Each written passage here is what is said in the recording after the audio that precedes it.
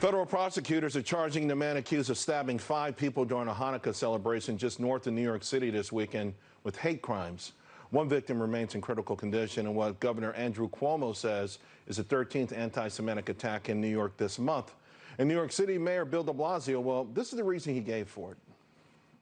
An atmosphere of hate has been developing in this country over the last few years. A lot of it is emanating from Washington, and it's having an effect on all of us. Wait, so you're saying you're blaming the president by saying it's coming from Washington? I'm saying, but we have to be clear. We need a different tone starting in Washington, which we had, by the way, with Democrats and Republicans both in the White House, that encourage this country to actually find some unity and some common ground. We haven't had that for the last few years. Let's talk. Joining me now, liberal radio host Ethan Behrman, and from the Trump 2020 Advisory Board, Steve Rogers. Let me start with you, Ethan. So the Muncie, New York suspect does not appear to me to be a Trump supporter. I think he probably has some mental issues, and he also is filled with hate. The New York City woman accused of anti-Semitic attacks, slapping 3 Jewish women in a single day, and actually being released by Mayor de Blasio's weak laws. Also doesn't appear to be a Trump supporter to me. Is there ever a point when the Democrats pull back a little bit and say there's certain things happening in this country where the knee-jerk reaction is not to blame President Trump?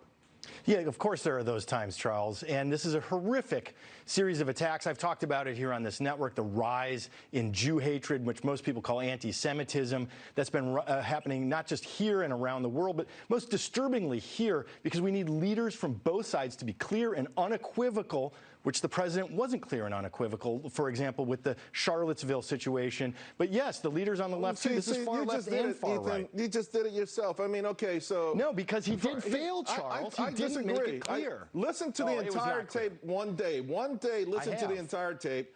And it's disingenuous to say Charlottesville was responsible for the Jewish people in New York who were attacked. I don't think they were connected at all. That's the disingenuous, unfair things that you're doing. By the way, I'm going to bring Steve Rogers in here because, Steve, this is the point.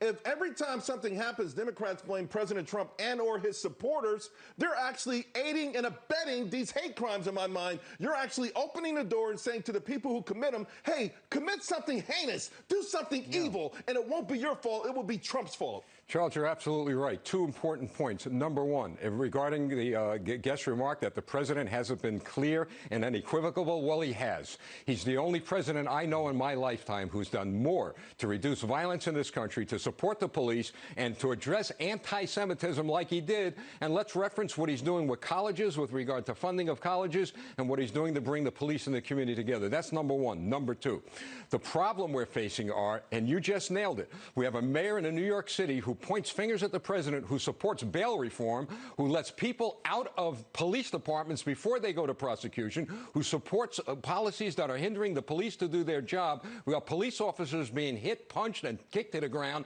and the mayor's doing nothing. So the point is this.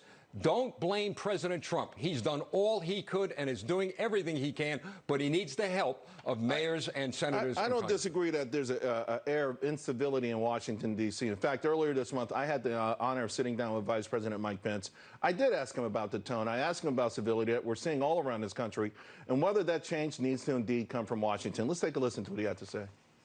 There's always been and is now more that unites the people of this country that can ever divide us, and chief among those things is faith. It's faith in God and the traditions that we'll celebrate this month with Hanukkah and with Christmas. It's faith in the capacity of the American people to accomplish anything when they're given the freedom and the ability to accomplish that thing. And I really do believe that on that foundation of faith, we'll get through these divided times.